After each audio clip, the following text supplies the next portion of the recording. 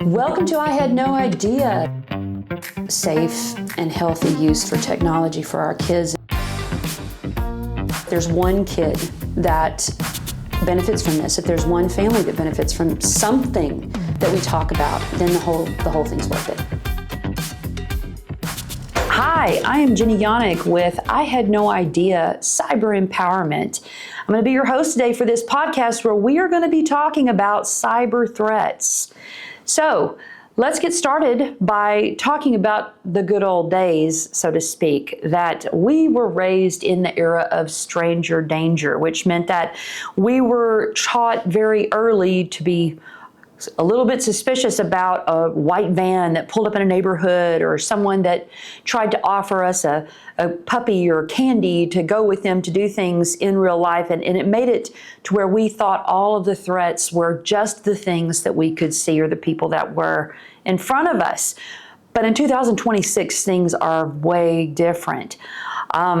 There are a lot of developing concerns and worries for us as parents, as adults, and for our kids that we need to be aware of. So here at I Had No Idea, it's our job to make sure we share about those things, especially when those threats can be harmful to our kids. So one of the things that we might want to be very aware of is what's called a deep fake. If you're not aware what a deep fake is, that can be an image, it could be an audio that seems so real that you would swear that it is the real thing. That could be an image, or it can be someone's voice. We understand that there are ways that someone can clone a voice. They can actually clone lots of biometric data from us, and they can play it to another person in an effort to manipulate or dupe them. There might be someone who answers a phone and they hear a young voice saying, "Help, help, you've got to send money to this place or they're gonna hurt somebody, they're gonna hurt me." And it sounds just like a child you know, maybe even your own child, but in reality, it could be someone who has deep faked a voice and sent that to you to try to extort money from you. There are different types of platforms that have used cyber threats in ways that are very, very serious.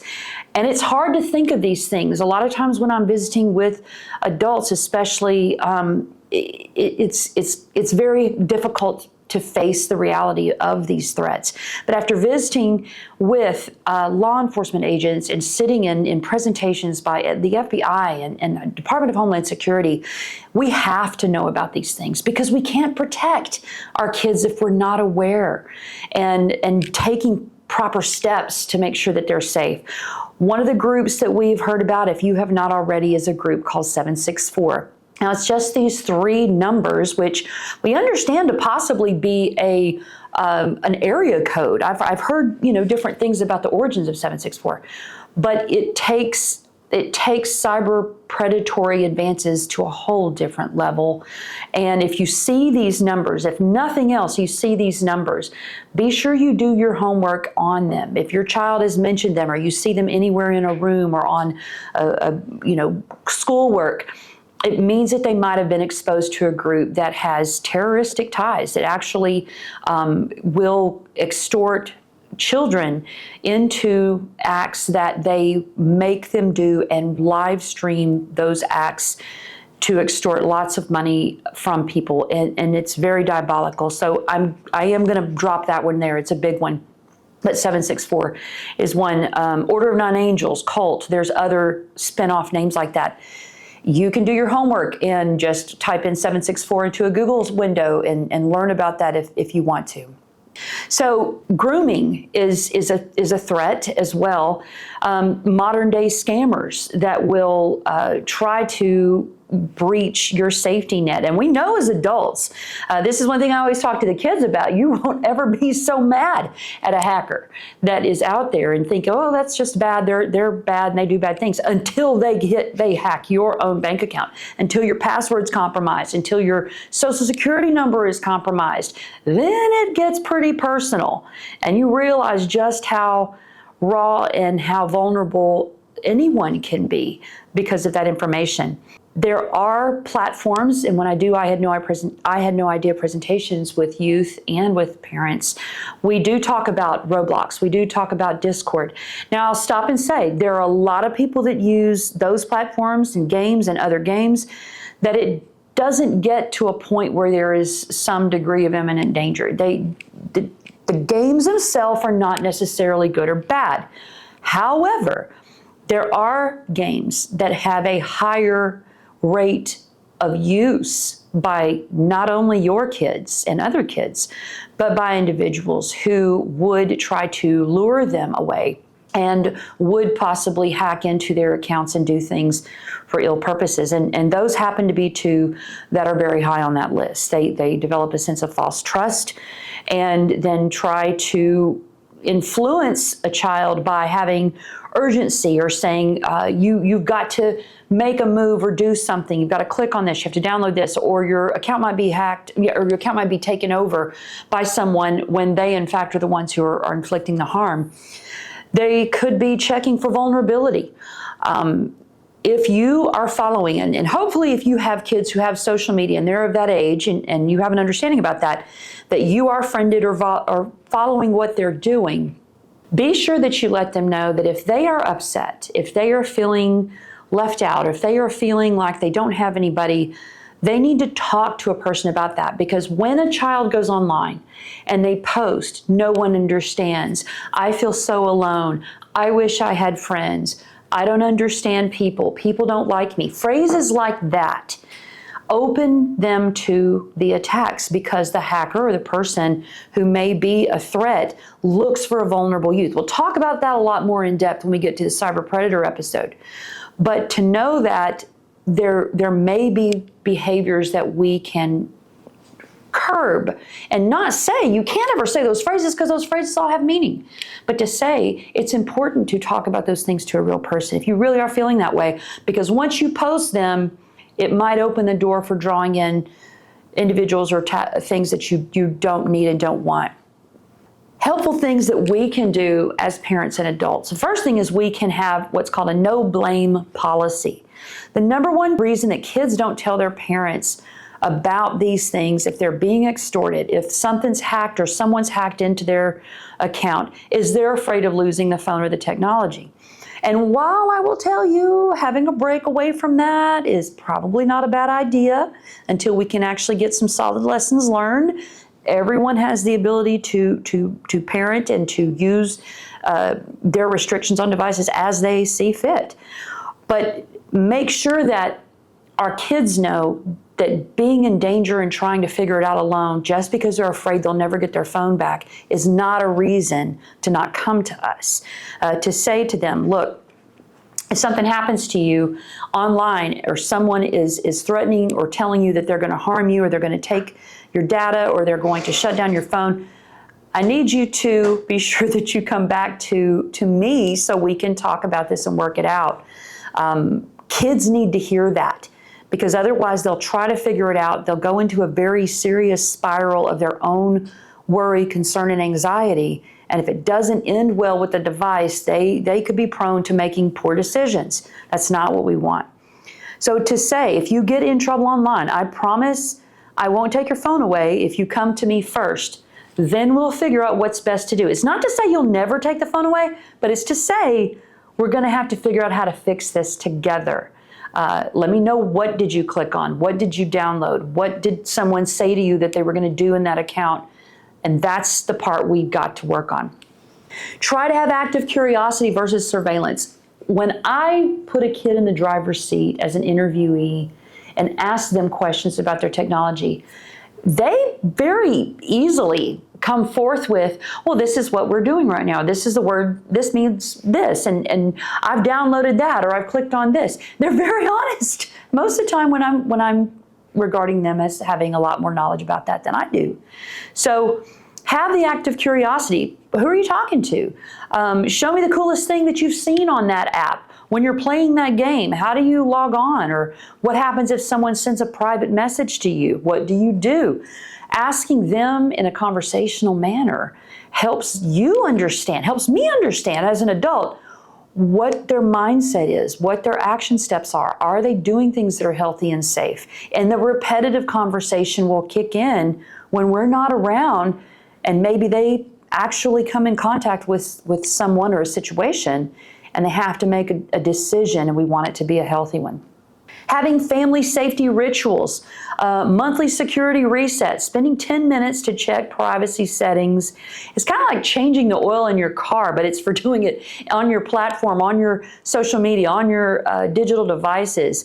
That's a healthy thing that you're all doing together. We always say that passwords are like toothbrushes. You never want to give it away to someone else, and you want to change it out monthly. It's only yours to keep, so protect those passwords from cyber threats. Be sure that your passwords are strong.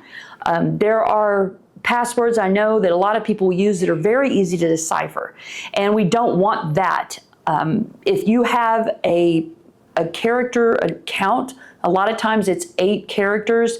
You want to mix it up with letters, with numbers, with symbols, but something that you can remember. If you have an unlimited number of characters in a password, honestly, this is kind of, people think that's not the good one, but it is, because you can have a key phrase. You can have a line from a movie. You can have something from a book. You can have something from, any source that you can remember and type in, and it will be very, very difficult for a hacker to figure out. Multi-factor authentication is the deadbolt of the internet. And what that means is you have more than one step. If you enter in a password and it says it's going to send you a code to your cell phone, you have to put that code into the little blocks to check in. That's a 2-step. That's a multi-factor way to check in with your technology. Biometrics. Now, I will tell you, AI has the capability in some regards to manufacture or to replicate your biometrics, but biometrics are a fingerprint, a retinal eye scan, a facial scan, a voice recognition. We just said it can replicate that, but the more we have different layers of our security, the more safe our accounts and our devices can be. So you want to do that. You want to do a digital footprint audit. Turn off precise location in social media apps. Don't post things in school uniforms or recognizable landmarks in real time. We learned that there was a scenario where law enforcement were trying to find a youth who was taken from her family. There were postings and videos that were made of that young person in a house, in a bedroom, that had a certain type of brick in it.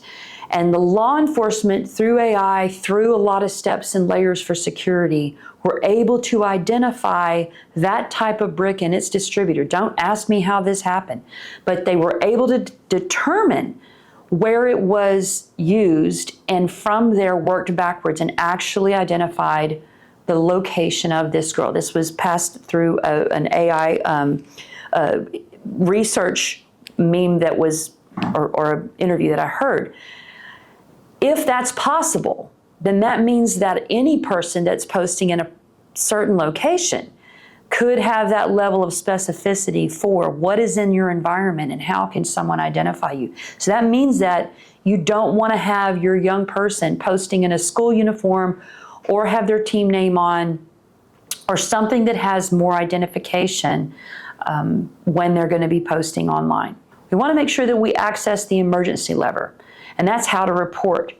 Step 1 is document everything. Don't delete messages, take screenshots. If there is a threat that comes to your young person, make sure that they understand that they may not have asked for certain things to be sent to them. I say this to kids a lot. It's a trapdoor situation. It doesn't mean you're a bad person or you've done anything bad. If someone sends something to you and you didn't ask for that, you didn't say, hey, send me this image, send me this video, and they send it anyway, that's when you go get help, or you tell someone, I don't want this on my phone. I didn't want it in the first place. What do I need to do? So you save the evidence, you go talk to a trusted human adult. The next thing is use experts. The cyber tip line for the National Center for Missing and Exploited Children, and you can Google that and go online for anything that has to do with minors and exploitation. There is an FBI IC3 reporting location for financial scams and hacking. And then the third part is block and report anyone who is threatening.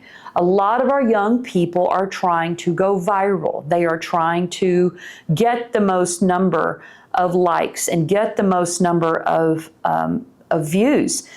they are very hesitant to block people who do bad things to them. And that is a lesson we need to teach them, to reverse that mindset. It is okay to say to someone, you can't harm me. You're not going to be able to have access to me. They can determine that, whether that's an adult or a child, they can block someone who's not treating them with respect. So that is an important lesson we want them to know. So the last part, to wrap all of this up, is to consider dinner table talk, dinner time, even if you're going out to a restaurant or you're going somewhere where you can be a family together. You can even talk about the technology without having to use the technology. That's a challenge. But you can say, what's one weird or annoying thing that you've seen online this week? What is something funny? Describe it to me. Verbally tell me the story of what you saw. That can help them realize what they're paying attention to in their content. If they come across new or cool or funny words, and it might even open the door if something came across that was worrisome. And you can say that. Is there anything that you saw online this week that worried you or that was not cool? Teach me something you learned with your device this week. That opens a door to lots of great possibilities for healthy conversations, and helps your young person do so without having to actually touch their device. They're now talking about it. And the golden rule is, as long as we can keep them talking, we can keep healthy relationships and associations going. So you don't have to be a tech expert to be a safe parent. That's a big, big lesson for all of us. I still learn, and we all still learn about our technological world. All we have to do is be present and engaged and be willing to learn right alongside our kids. Thank you for joining us for this episode. Again, my name is Jeni Janek, and you can find us at ihadnoideace.com, and we'll be looking forward to talking to you next time.